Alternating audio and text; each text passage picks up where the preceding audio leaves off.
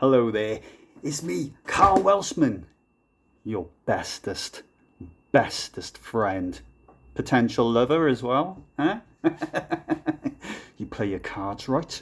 Today we're going to be talking about Volumes Baby G Irish Cream Coffee Stout from Vocation. It's been a long time since it was St. Patrick's Day, and this is what this beer was released for back in March to celebrate St. Patrick's Day. Vocation did a range of, and I think they're still doing them. I don't know whether they're doing them every month or something, or every time there's a special occasion or a special time of the year. Hang on, what have we got?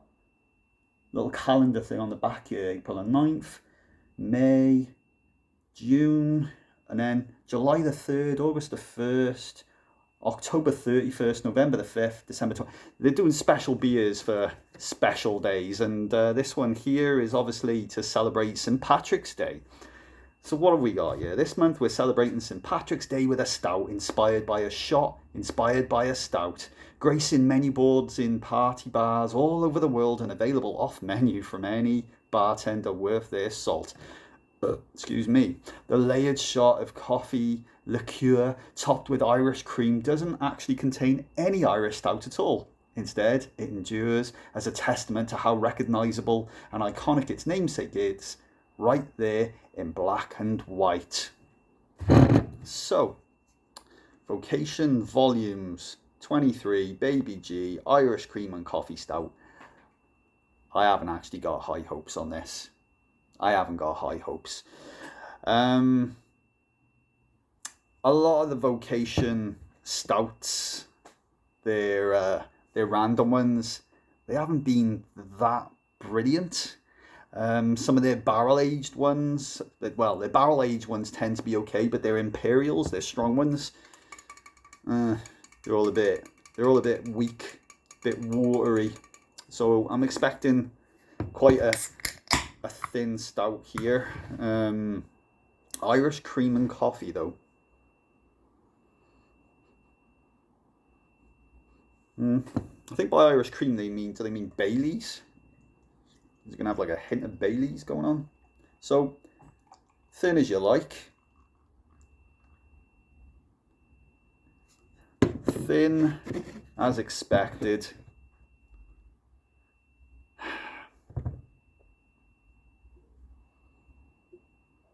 Stouty.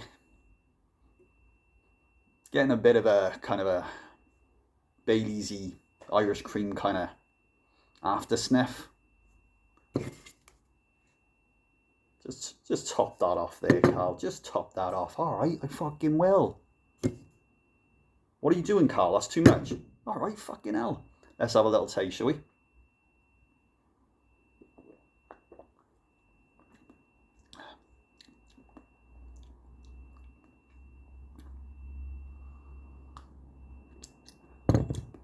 Oh, you're certainly getting the fucking coffee in there.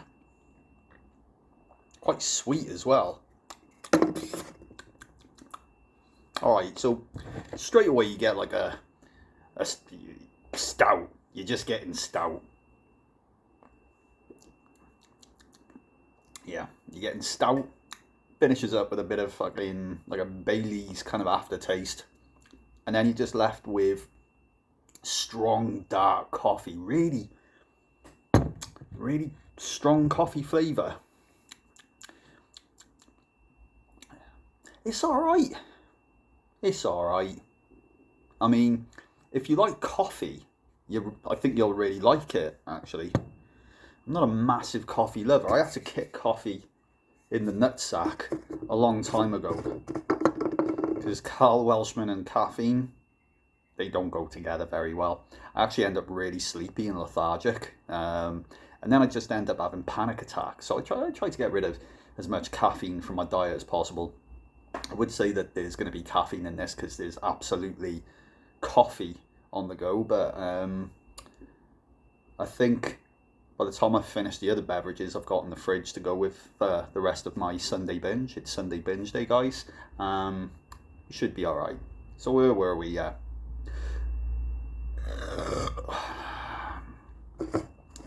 It does say on the back here, A traditional Irish style dry stout brewed with espresso beans, definitely getting that. Roasted barley, coffee to get out coffee like notes, wheat and lactose in the base lands a touch of sweetness, and a smooth medium body mouthfeel to leave a lingering Irish cream flavour on. Yeah, I wouldn't say it's a smooth mouthfeel though. Um, Still feels quite carbonated. Do you know whenever they talk about smooth mouthfeels, I immediately think of the likes of Guinness. You know, like that's silky. That's a smooth mouthfeel for me.